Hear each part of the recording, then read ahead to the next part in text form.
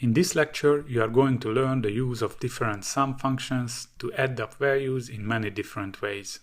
The sum function adds values. You use this function all the time in Excel. Let me create a 10 by 10 matrix with random numbers.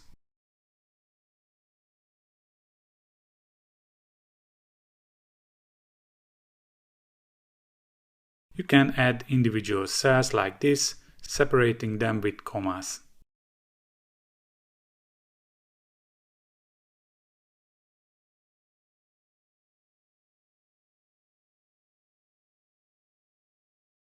You can add constants.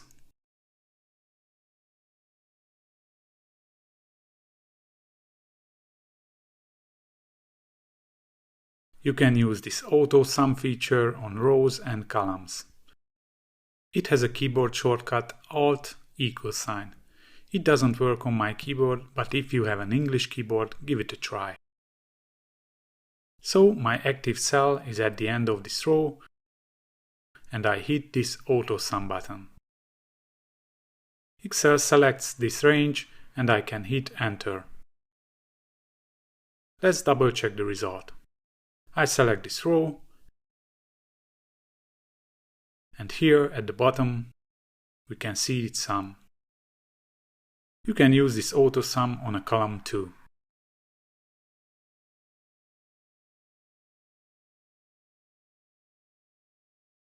You can mix the arguments, of course.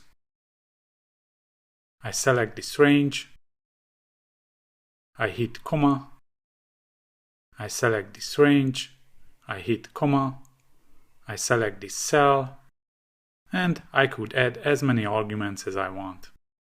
I hit enter. Let me copy this matrix to a new worksheet.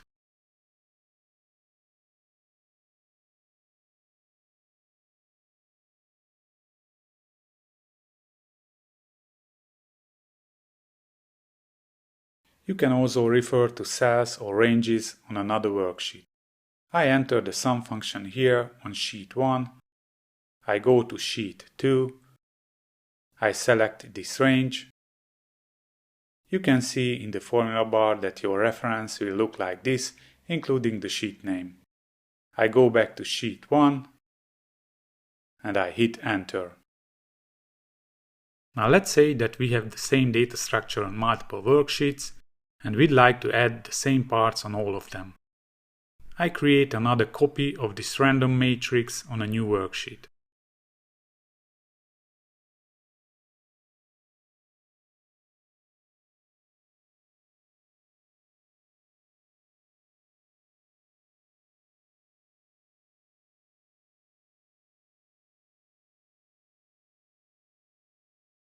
We can use so-called 3D reference.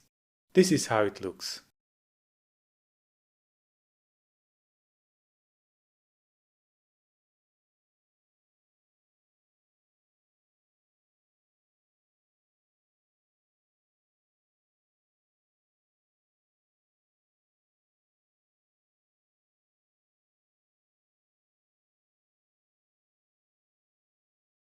So we added this A1 cell on all the 3 worksheets. We use the range of worksheets in the reference. 20 plus 90 plus 44 equals 154. Now let's see an extended sum function. With the SUMIF function, you can sum values in a range that meet your criteria. This function works in Excel 2016 version and above. Here we have sales data from June and July. You can find this Excel file in Resources for download. Let's answer some questions with the SUMIF function.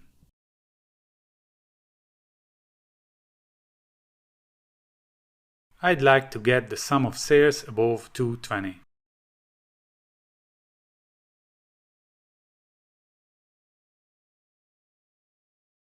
The first argument is the range where we want to check our criteria. So I select this range.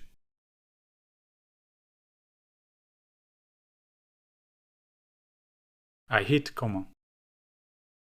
The second argument is the criteria. In this case, it's a simple comparison. I need to add it to the function between quotation marks. I hit comma. The third argument is the range we want to take the values for the sum. This will be the same as the first argument in this case. Closing parenthesis, Ctrl Enter. Now the SUMIF function adds the sales that are greater than 220. Let's check the result. I select values that meet the criteria. I'm holding down Ctrl as I click the cells.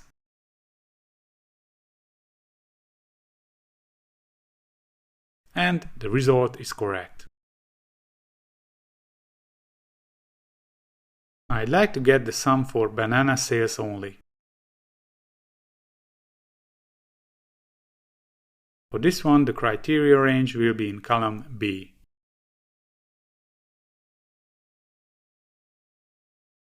The criteria will be banana, and the sum range will be this one.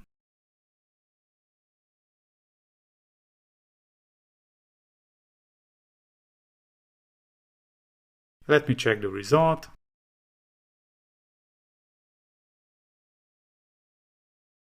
And it's correct. By the way, you can also use wild characters in your criteria for partial matching.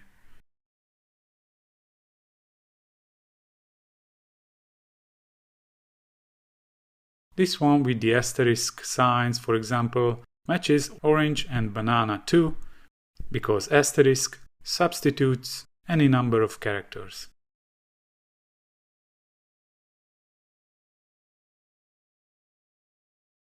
The question mark substitutes any characters on one certain position.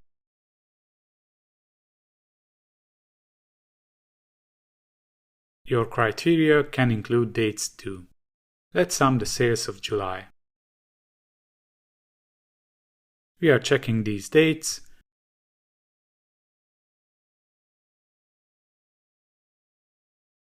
And the criteria will be a bit tricky, but I'm sure you will get used to it. We use the greater or equal operator in quotation marks, we use an ampersand, and I'm adding the date July 1st with the date function.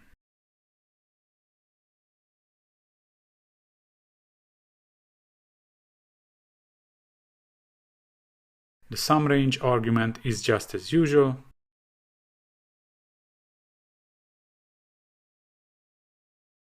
Closing parenthesis, Ctrl Enter. Let me check the result.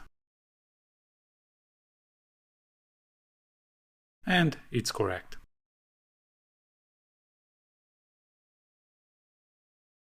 Now Excel has the SUMIFS function for multiple criteria.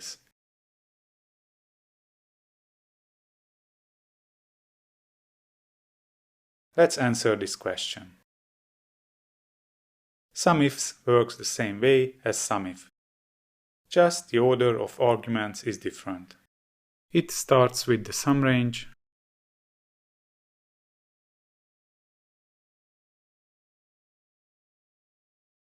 and after that I can add as many criteria range criteria pairs as I want.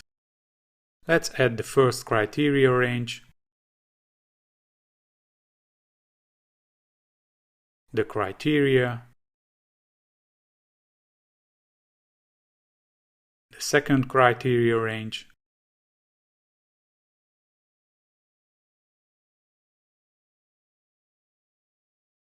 and its criteria.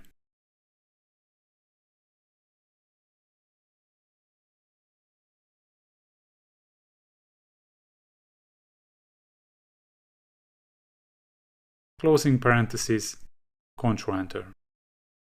Let me check the result.